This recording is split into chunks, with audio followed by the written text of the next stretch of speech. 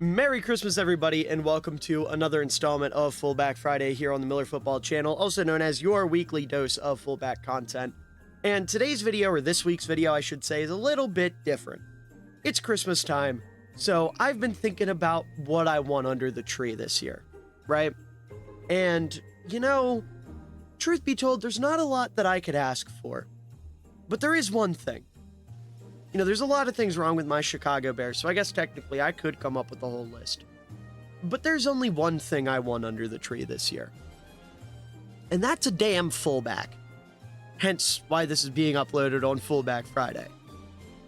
You watch the Bears, you know, we used to have this total ass kicker named Kari Blasingame, who unfortunately got cut earlier this year because of Shane Waldron being a moron and not wanting to have the fullback position in our offense, right? He doesn't use one, which is lame. He could have used Blasingame as an extra tight end, because Lord knows Gerald Everett isn't a good tight end, but I digress. So instead, they started pulling out what they call God's play, which is something that is truly straight out of the depths of hell. They put Doug Kramer, a backup center, in at fullback, and ask him to, play fullback, be the lead blocker. And it does not work. I can look at 3 very specific instances where it panned out poorly for the Bears. Number 1 is against the Commanders. They tried to hand him the ball on the goal line and he fumbled. The Commanders got the ball back. Bears obviously ended up losing the game. That's inexcusable. I don't have to show you the tape of that. Number 2 is this play. And then number 3 is going to be a play against the Green Bay Packers. So, Santa, if you're watching, this is all I want for Christmas. I want a real fullback. I'm going to show you some examples of real fullbacks after we watch Doug Kramer here. So let's go ahead and let this play out. This is against the Minnesota Vikings, right? So credit to him. He makes a solid enough block, right? We watch this back.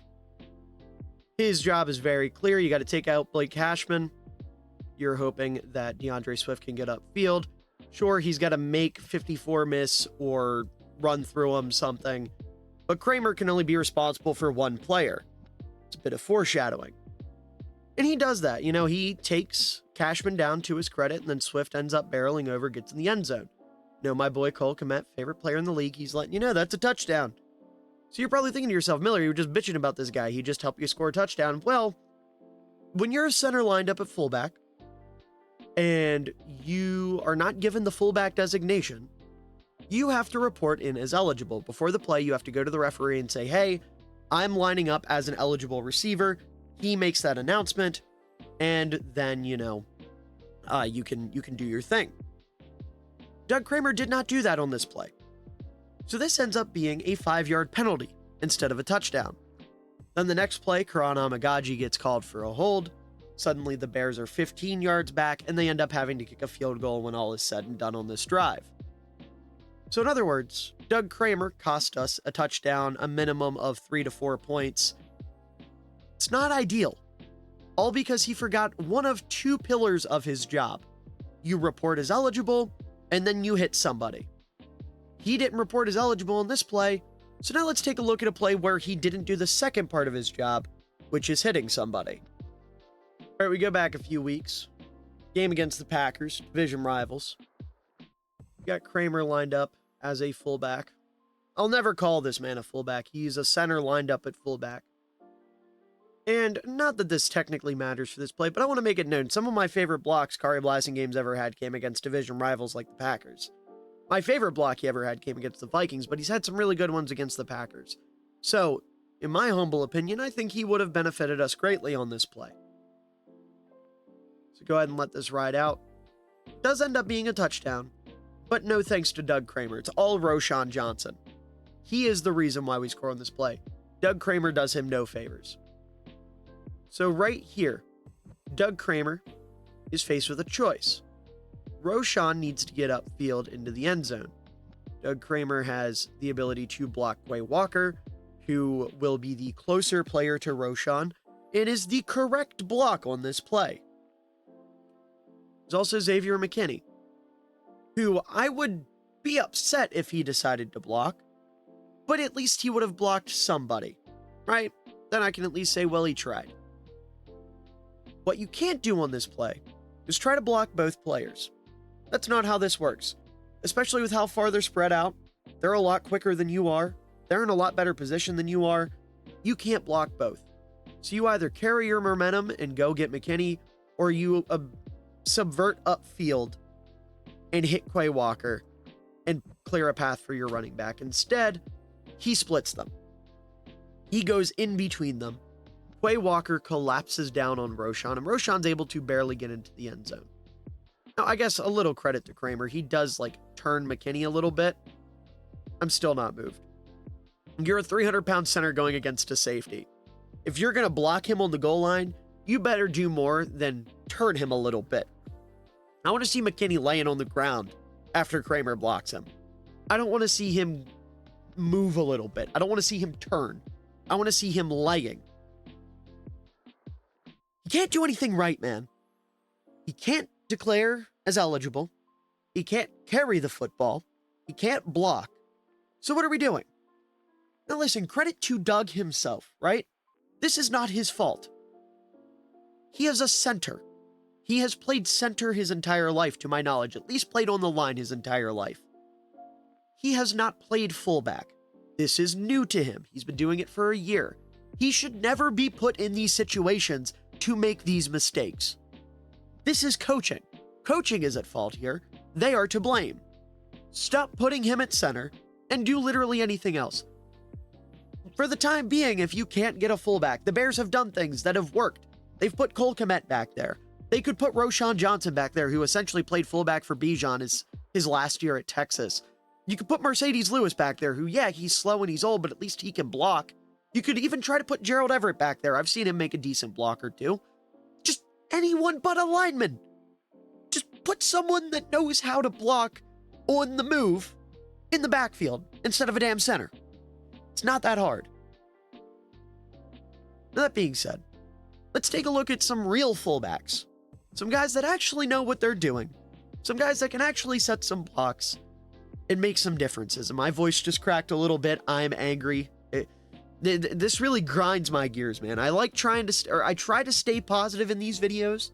I try to only talk about highlights because I don't want to be the guy that's shitting on everyone's favorite players outside of draft time, because I know I got pretty negative then. But with these, I just want to hype up guys I like. I have an unbridled hatred for Doug Kramer. It's not even the poor guy's fault. Just sticking in that same Bears game where Doug Kramer did not report as eligible, we've got 2 blocks from Mr. CJ Ham, the Ham God, the Hammer, whatever you want to call him. He's a damn good fullback. And both of these blocks we're going to take a look at are going to be on the goal line, both blocking for touchdowns. So right here, pretty simple. Just helps clear out a lane for Aaron Jones. Not too much to say on this one. It's more about the matchup here. So you see right away 86 is going to try and down block on Jack Sanborn, who, despite many of the Bears' struggles defensively, is a very, very good run defender. CJ Ham is going to end up cleaning up for him, and that is going to open up a lane for Aaron Jones to, kind of run his way into the end zone here. I don't know why that was so hard for me to say. But you see Sanborn does a good job of getting off of 86's block and kind of turning him out. So Ham is just there to kind of clean up the mess, keep him out of the play. And Aaron Jones is able to hop on in for the touchdown. Nothing too flashy, nothing too crazy. Like I said, a pretty simple block, but a very necessary one on a touchdown run. All right, so I'm going to show you this one from the end zone angle, which ends up being like a sky angle here. And then I'm going to have to show you the broadcast angle, ironically, to really get the full grasp of what's happening here. So we've got Ham once again lined up as the fullback on the goal line here. This time Cam Akers is going to get in the end zone. And from this angle, Ham misses his block initially, which is not great. You see he's just kind of tasked with clearing out. Tyreek Stevenson is going to sidestep and try to get in the backfield. Ham is going to recognize this too late and not be able to get back and block. Stevenson is going to miss his tackle because he's not very good. So Ham is going to get over there and try to do whatever he can. Akers ends up in the end zone. Taking a look at it from this angle, it becomes substantially more impressive. I'm going to mute this just in case. And you see Ham, if we pull out our drawing tool right here. And I'm very, very impressed by what he does here. This is great teamwork. So you see there's Stevenson missing his assignment. Ham ends up blocking Kevin Byard into traffic, and then he's going to reach his hands out. You can see you're wrapping up Cam Akers here alongside big Zach Pickens there. And he's going to pull Cam Akers with him into the end zone for the touchdown, if not for Ham's heads-up awareness here, making up for the fact that he missed that initial block and carrying Akers into the end zone. This probably isn't a touchdown. You know, obviously Akers does a great job of, driving his feet too, but it's a two-man effort there to bring him in the end zone because for all intents and purposes, he is wrapped up by Zach Pickens here. Like, that is usually not going to result in much of a touchdown. You know, the big D tackles wrap them up, but Ham is able to fight back and get his boy across the line for the second time, or for the first time for Akers, and that's the second touchdown he assisted with in this game. All right, moving over to the best in the business, my personal favorite fullback in the league, Mr. Kyle Juszczyk. Not lined up as a fullback here, lined up as a single back here out of the shotgun. And, you know, that's one of the benefits of having a guy like Juszczyk. So we just let this play out. You see he's in pass pro, does a great job there of buying Purdy a little extra time. We'll say a flag gets thrown, that is a defensive penalty. So play counts. You know, I'm not showing you a play that didn't count. Ends up getting declined because they get more yards on the play than they would have from the penalty. So right away, we bring a man in motion. Purdy surveys a little bit, snaps the ball. Juszczyk is going to go from his position and step up here and wait. His job right now is just to provide any assistance that he can. You see somebody's coming down through the middle. He might need to block there, but what he ends up seeing is this linebacker who's on a bit of a delayed blitz, and he's going to try to loop around and attack this gap. Juszczyk is going to recognize that. He's going to follow with him, gets low, blocks him, drops the linebacker to his knees, you see here, and he has blocked him out of the play. That guy's not getting to Purdy. He picked up the blitzer perfectly, and Purdy is able to hit Jawan Jennings for the first down. Now, Purdy does get some pressure there at the end of the play. That's not Juszczyk's job. That is 76 over there up against Jared Verse, who has been one of the best edge rushers in football this year. He does a tremendous job of trying to get to Purdy here, so credit to Verse, but Juszczyk, for all intents and purposes in this video, did exactly what he needed to do. Love the heads-up awareness here. I keep starting it back too far. This motion takes forever. But the heads-up awareness here to recognize the linebacker, pick him up, and then make it so Purdy has a little bit more time to throw is fantastic and exactly what he needed to do. All right, our next Juszczyk play, or only other Juszczyk play, I should say, is a running play this time. We're back to run blocking.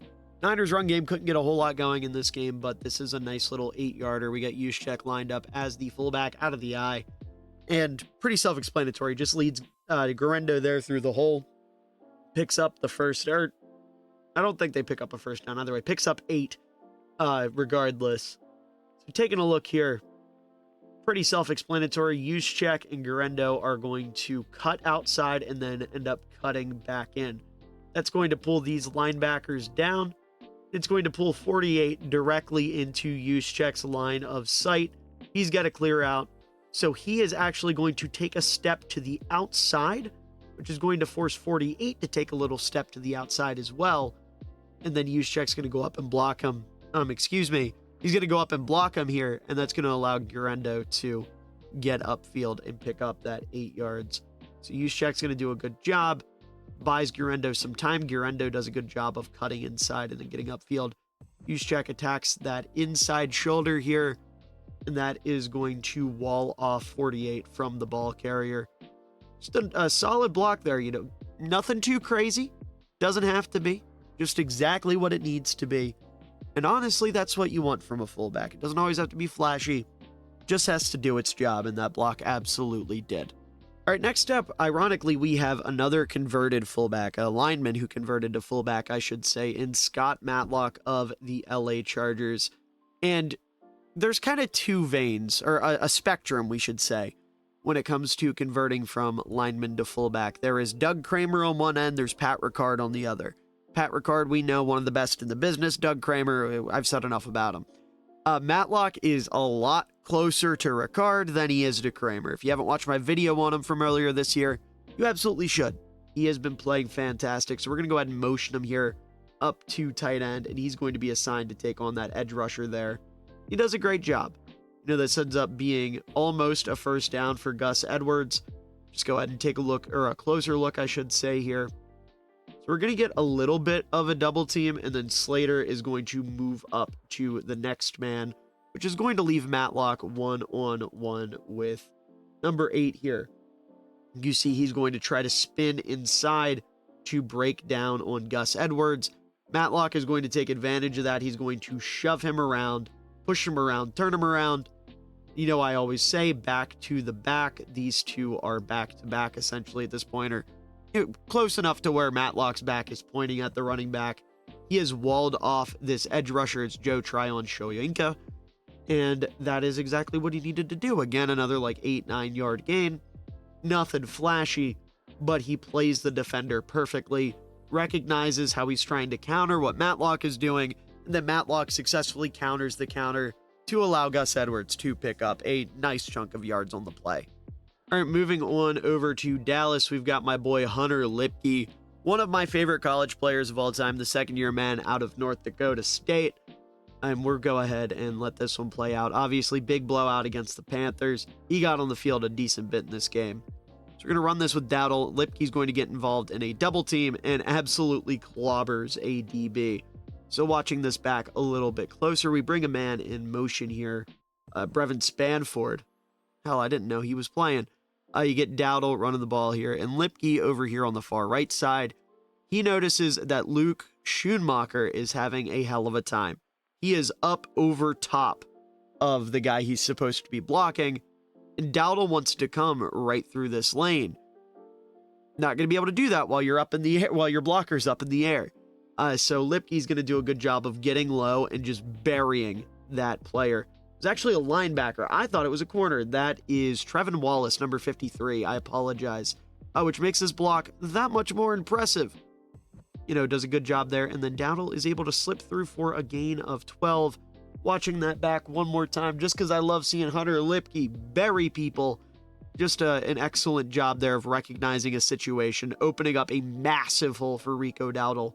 If we go back, once Lipke flattens Trevin Wallace here, look at this lane. We get our pen tool out. Look at all that room he has to run. That is exactly what you want to see. He is parting the goddamn Red Sea. And that, like I said, opens up about a 12-yard run. The first of 2 double-digit yardage runs that we're going to take a look at that Lipke helped pave the way for. All right, this block isn't quite as crushing, so you're going to see right away. I guess I shouldn't draw. I should let the play out. Got a little ahead of myself there. We're going to motion Cavante Turpin into the backfield. And I'll fast forward a little bit because it takes Rush forever to snap this ball. Just a nice little handoff. And then Lipke is going to help open up a hole so Turpin can get about 11 there. So we run it back. Like I said, Turpin gets motioned into the backfield. Once Cooper Rush finally snaps his football, which, like I said, takes him forever to do, we're going to have Lipke as the lead blocker. You see the hole starting to form for Cavante Turpin. Lipke's got to take care of the corner here, Mr. J.C. Horn. And Lipke's going to take it easy. This is towards the end of the game. He's just going to turn him outside. Again, back to where the back is trying to go. He's going to turn him outside, drive him a little bit out of the play here. And that opens up a massive hole for Cavante Turpin to go ahead and shoot through. Has to break some tackles, but that's out of Lipke's wheelhouse. He had nothing to do with them. He did exactly what he needed to do on number 8 there. Take a look just one more time there. Very, very good job. Not the huge soul-crushing block that maybe you'd want to see from a fullback blocking a corner, but he did exactly what he had to do in a blowout, so I can't blame him for the energy being a little bit low. All right, we mentioned Ricard a little bit earlier. Here we've got him lined up as a tight end or kind of an H-back. I will go ahead and snap this one. You can take a look. He's going to be the lead blocker for King Henry here against the Giants. Squares up the linebacker. Does a perfect job. Henry's able to get up inside the 5-yard line. And of course, Ricard is right there to, help him up. Great fullback behavior there. So, Ricard, like I said, pulling across. The play has a mind of its own. It wanted to play out. I was trying to pause there so we could look at it. He's got to take on 53 here. He's going to do a great job of just getting low, hitting 53, and opening up that hole for Derrick Henry. Not a whole lot to explain on this one. Squares his man up, opens up the lane for Henry, like I said, and then Henry's able to fight through some contact, like we all know he can, to pick up, I don't know, like 7 or 8 maybe. But either way, puts them inside the 5. They're going to end up scoring here in a couple plays, if not the next play. Very, very good work there. Not too much to talk about on that one. Just exactly what you need from Ricard on that type of play. All right, last Ricard play here. We've got him lined up as a fullback right here, and he is going to get to stand an edge rusher up by himself. So we'll go ahead and let this play out. He's going to take on Brian Burns, open up Derrick Henry. Keep in mind, this is a 3rd and 2 play. They end up getting 6. Running a little no huddle, a little tempo, so everybody's kind of confused. You see all those Giants bouncing around. Ricard, he's got that one-on-one with Brian Burns. If he can stand him up, then Henry's going to be able to get upfield. That is exactly what's going to happen. You see Ricard is going to attack that inside shoulder. That way, if all else fails, I guess I can circle that a little bit smaller. There you go. That way, if all else fails, he can turn him outside and just wall him off from Henry. Instead, he's going to get his feet underneath of him, uses that stout anchor of his, stands him up. And this is exactly what you want to see from Ricard on this type of play. Beautiful, beautiful stuff. Stands up Brian Burns. Henry's able to get 6 on 3rd and 2. Not the flashiest play in the world. He doesn't pancake anybody. But I would argue standing up an edge rusher like Brian Burns is pretty damn impressive. And then you see there at the end, he gets cut off by the camera. But not only does he stand him up, he gets those feet churning and ends up driving him off camera a little bit. Just a very, very well executed play by Big 42. And finally, a player that I absolutely love that I have not been able to talk about a whole lot this season is Reggie Gilliam, aka Sledge, number 41 in Buffalo. Hasn't gotten a lot of love on the offensive side of the ball this year. He got quite a bit against the Lions, so hopefully that's a sign of things to come.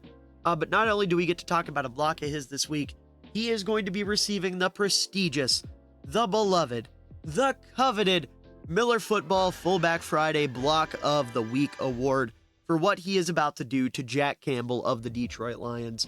So I'll let this play out for y'all. We're going to motion Ray Davis into the backfield, or into the tailback position, and Reggie Gilliam is going to flatten Jack Campbell. So we run this one back. Ray Davis motions. Gilliam is the lead blocker, and his goal is just to take care of Jack Campbell. Ray Davis wants to run right up behind him. That is exactly what he's going to be able to do. Gilliam hits him directly in the chest. Perfect first contact. Gets the feet moving. Starts driving. Ray Davis is able to run right through the crease that Gilliam opened up. And then he buries him in the dirt. He does not stop throughout this entire play. I love the tenacity. You know, this is somebody who plays a lot of special teams, and I'm sure externally he's like, yeah, coach, I'm cool with playing special teams. You know, any way I can help the team, which, you know, more power to him. But I'm sure deep down, he yearns to bury linebackers. He's thinking to himself, please, coach, please line me up in the eye. Please let me hit a linebacker. Please, I'm begging you. I need it. And that is exactly what he gets here. And honestly, if I was Buffalo's offensive coordinator, Joe Brady, if I saw a play like this, I'm thinking to myself, man, we got to get 41 on the field more, because he plays this perfectly. Again, drives him into the dirt. And listen, credit to Jack Campbell. If you're going to get put on your ass in a football game, the best thing you can do is pop right back up and act like it didn't happen. That's what he does here. He essentially uses the momentum from getting put in the dirt to flip himself back up. He walks over and is like, all right, we get him down. Cool. Let's get back in position here. You know, like, credit to him for that. But, you know, the tape doesn't lie. He got put on his ass by Reggie Gilliam. And for that, like I said, Gilliam is getting the MillerFootball Block of the Week award. Now, that is going to do it for this installment of Fullback Friday. I hope you all enjoyed. Real quick, I just want to add, you know, some of you are probably thinking in the comments, Miller, you want the Bears to add a fullback. What fullback do you want? You know, how are you going to get one? There's probably not a lot of great ones out in free agency. You're not wrong. But you could bring Kari Blasingame back. You know, he's sitting on Philly's practice squad. He didn't get added to the active roster. Or if we're talking about in the offseason, a certain Block of the Week recipient is slated to be a free agent. And coincidentally, my two favorite coach candidates for the Bears just so happen to be involved in this game. One of them called this play. The other one is on the sideline watching them call this play. Hint, hint, wink, wink, nudge, nudge. But, in all seriousness, there's plenty of opportunities. There's also Robbie Oots coming up this year out of Alabama. Brock Lampy coming out of Northern Illinois. Obviously, you're probably not drafting a fullback, but UDFAs to keep an eye on. The world is your oyster. Fullback is a mentality, not necessarily a position. And that's why I said I'll never call Doug Kramer a fullback, because he doesn't have that fullback mentality. He simply does not have that dog in him. He has that backup center in him, and that's okay. He's making more money than I'm making. So, and I'm the one making videos about him. It's not like Doug Kramer would ever make a video on me. So he's probably winning at the end of the day. But regardless, I hope you all enjoyed this episode of Fullback Friday. If you did, let me know down in the comments below. What do you think about the Bears using Doug Kramer? Do you think it matters? Am I, making a bigger deal out of this than I should? The answer is obviously no, but I'm sure plenty of comments will say otherwise. Also, let me know, we're heading towards the off season. We're going to run out of weekly fullback film breakdowns that I can do in terms of talking about guys that played on the previous Sunday or Monday or whenever. So let me know, what kind of Fullback Friday themed videos do you want to see? Are there old fullbacks you want to see me try to find some tape of? Anything like that, just let me know down in the comments below. And also, make sure to wish people a Merry Christmas, Happy Holidays, spread the Christmas cheer, get holly and jolly and all that good stuff in the comments. And also make sure to get holly and jolly on that like button, as it is the season of giving, so make sure to give me a like, because it does help out the channel a ton. It shows your support, it shows you care, and I truly do appreciate it. That would be a fantastic Christmas present from you to me. And obviously, I'll continue pumping out content as my gift to you all. Not to say that I think my content's a gift, but you all seem to like it, so maybe you think it is. I don't want to sound like I got too big of a head. I know I'm just some goofball behind a camera. But regardless, and also make sure to subscribe. I almost forgot that part. We just broke 1K not too long ago. Still very grateful. Probably going to be talking about that until I hit 5K or whenever. Because I am eternally grateful that over 1,000 people want to listen to my goofy-ass talk ball. But to everyone out there watching, again, one more time, I hope you all enjoyed. That's the most important thing. And I also hope you all have a wonderful day, evening, night, afternoon, whatever time of day it is for you. I hope you enjoy it, because you're all wonderful people and you truly do deserve it. Had a chance on the throwback. This was an ill-advised throw. What an unbelievable catch by Cole Kmet. And he cups it too. No movement when he hits the ground, tucked up against his shoulder. Wow. Using that